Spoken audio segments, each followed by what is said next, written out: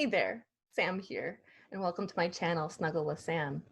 Today, I want to talk to you about what the past few months have been like for me as a professional cuddler. So, if you have been living anywhere in the world within the past 6 months or so, you know that we're in a pretty dire straits with a world pandemic happening and all that fun jazz. And there's a lot of fields that have been greatly affected by it. Like entire industries have shut down, and one of them, as you can imagine, is professional cuddling as we know it. Now, I'm going to say all of this with the caveat that I do not represent all professional cuddlers when I'm talking about this. I am definitely an anomaly in the sense that I was making full-time income off of professional cuddling prior to the pandemic.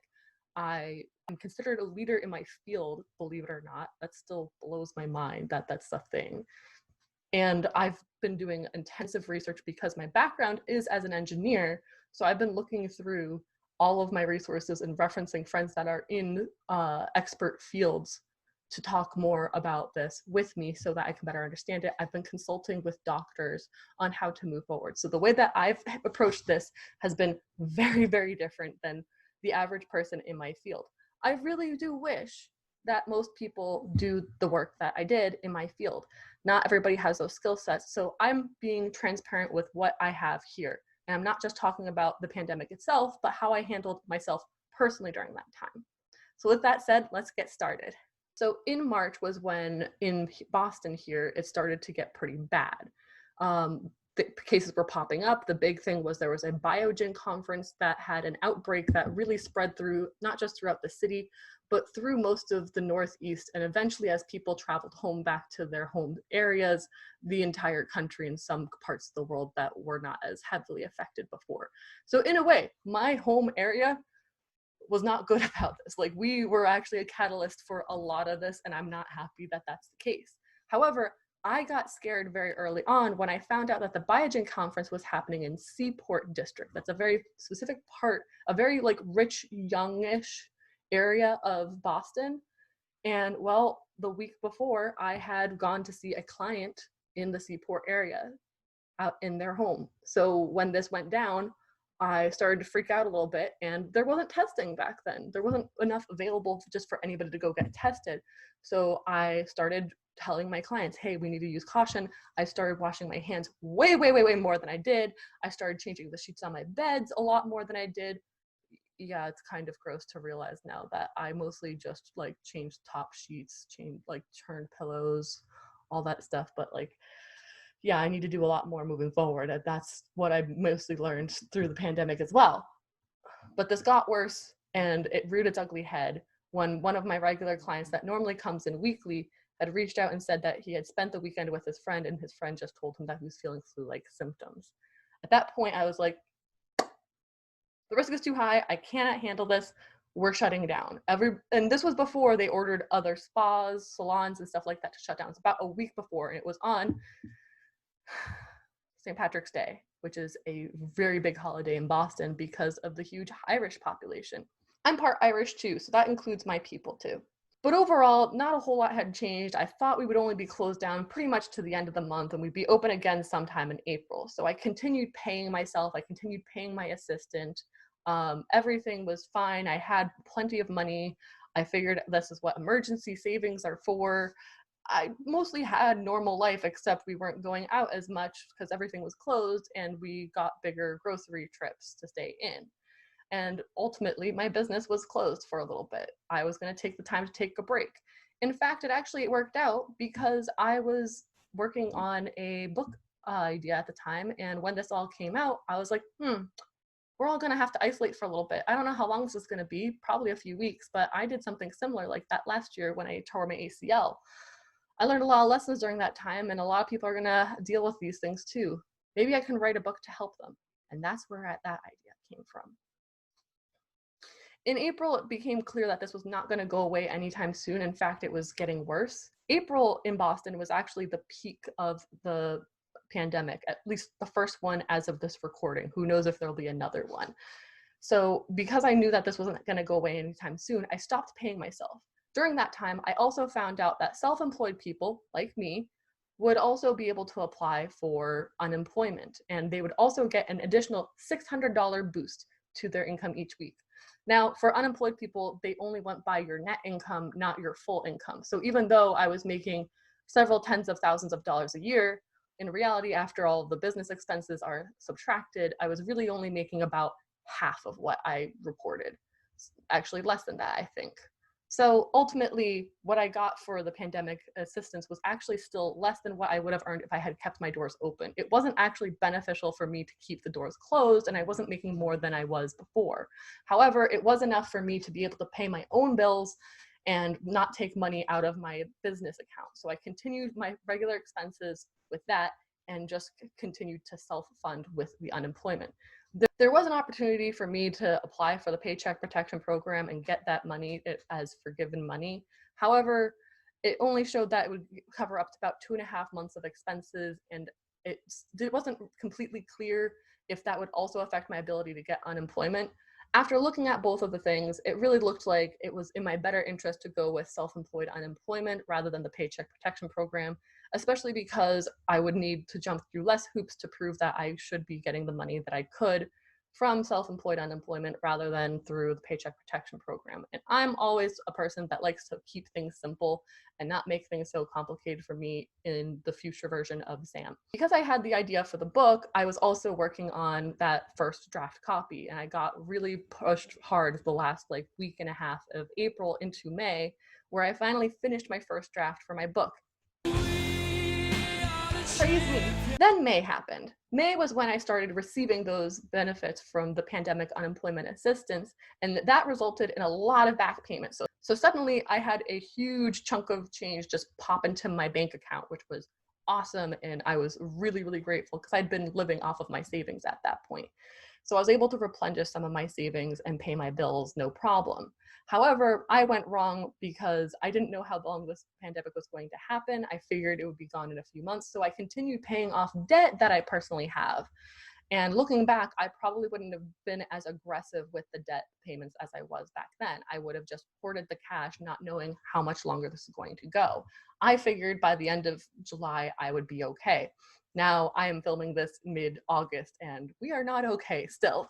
However, in May, things started to get a little bit better. Things started to look a little like they were starting to stabilize compared to April especially. And people were talking about what reopening would look like.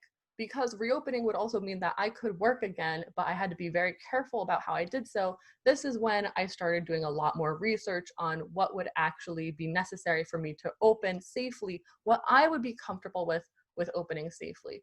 Everything that I looked at this point pointed to one thing. If I were to reopen, I would need to wear masks. Now, in May, I wasn't really feeling great about the idea of cuddling with masks on because my understanding was that social distancing is enforced with masks on. As I continued to do more research later on and talked with somebody in a doctor's office, they did give me the reassurance that with masks on, I could cuddle safely. And in fact, they would rather I do that rather than try to limit the number of people that I saw. I still do both, but it is important, and it's also a piece that the state requires me to do. Now, June was when I was starting to figure out when I could start to reopen my doors and figure out clients that I could work with to start. And a lot of people back in March that prepaid a lot when I wasn't working because they wanted to take advantage of being able to pay now while they had the money and not have to worry about it later when I reopened and their job might not be around anymore.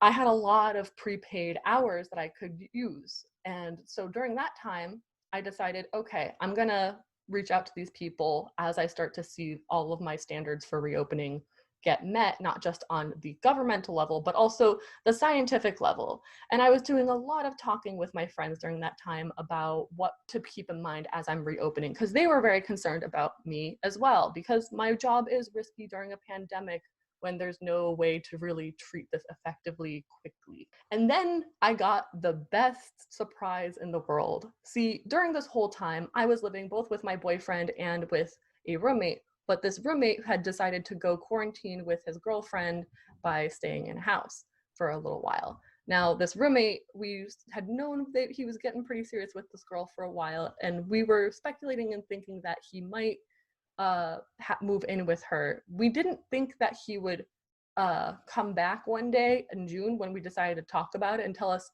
yeah, so I'm engaged and we're getting married in August and she's going to move in here, which is amazing news. And it also sucked for me because our apartment is not a 4-person apartment, and his fiance, now wife, congratulations, I'm proud of you both. She also works from home. So having 2 people that work from home, one of them bringing people into the house, and now having 4 people under the roof, all in a pandemic, it wasn't a good idea. So we moved. My boyfriend and I decided to start looking at apartments. We found a beautiful 2-bedroom apartment, which is where I am filming this now in my dedicated cuddle room. And we've been happy here since. So we found that luckily at the end of June, we're able to sign the lease and get everything together to move. So that was my priority. Meanwhile, I could have taken on clients, and I did start to see 1 and 2 people during that time for outcalls since I couldn't work at home because I was in the middle of moving. So I was still able to collect those unemployment checks and still work with people that had already prepaid. That felt good. Now, July was when I reopened with some exceptions, and I started seeing a lot of pushback from people that really had had enough of this damn pandemic and just really wanted to just be held for a little bit or hold somebody and feel cared for and loved and have human connection. The problem was that the big divider is masks. And I totally understand that some people do not like it. I personally would rather not cuddle with masks if given the opportunity. However, this opportunity is not here because it is not safe. And I do not feel comfortable with that despite anything that anybody told me. And not only that, even if I did want to, the state is telling me I can't. It is illegal. I will get fined thousands of dollars if I'm caught breaking that. And considering that I live in the state that originated with contact tracing, not in my best interest to, potentially get caught. Now, this is where I get a huge divide with a lot of cuddlers, because there are some people that have been cuddling in the pandemic without masks and cuddling as if the pandemic hasn't been happening. Some of them are doing it because they don't care. Other ones are doing it out of necessity. I don't judge those people. I just wish that you stay healthy and that you don't get caught. And I don't want to know who you are right now. Please don't tell me. And now we're in August, and in August, we started to see a little bit more of an influx of new people coming in that fully understand that I have to wear a mask for a session. I have to go through certain new procedures in addition to our typical cuddle session procedures, which I wrote about in depth. And yes, while I still get pushback on wearing masks for sessions, I do get a lot of people that totally understand that, are willing and able to do those things. And they're brand new people. And while we're having those conversations about what they've been doing to mitigate risk and whatnot, they're asking me what I've been doing because they appreciate that I've been actually taking the measures to open safely. Now, I do this not just because it looks good, but because I personally do feel safer doing this and I know what is required. I did end up talking to somebody during a virtual chat at a testing center to get some feedback on how I can open my practice. They actually told me that I could open back up to full capacity if I have the resources to do all of the regulations and procedures they asked me to. I did not feel good about that. I know that there's a lot of emerging research and science that's coming out about how the virus works. The way I saw this, the more people that came in my door in a short period of time, the more chances not only I get exposed, but everybody else if for some reason somebody's infected and doesn't even know it. So I saw it as my responsibility to keep a limit on how often I could see people to 1 a day still. And while I'm looking into possibly opening that up a little bit more, as I'm starting to see more research that supports that, like what airborne virus and how that operates typically, what can actually disinfect better, and how I can improve constantly, I know that I'm doing a lot of work to try to keep in business. And there's also the chance that I'll probably get shut down again if there's another surge in the fall, like people are predicting. Thank you, colleges in the Boston area, for bringing back all of your students from everywhere and probably not going to be following all the guidelines. I know because I used to live next to Tufts before I moved here, and those kids did not care. I'm watching you, Tufts kids. I know who you are. You suck.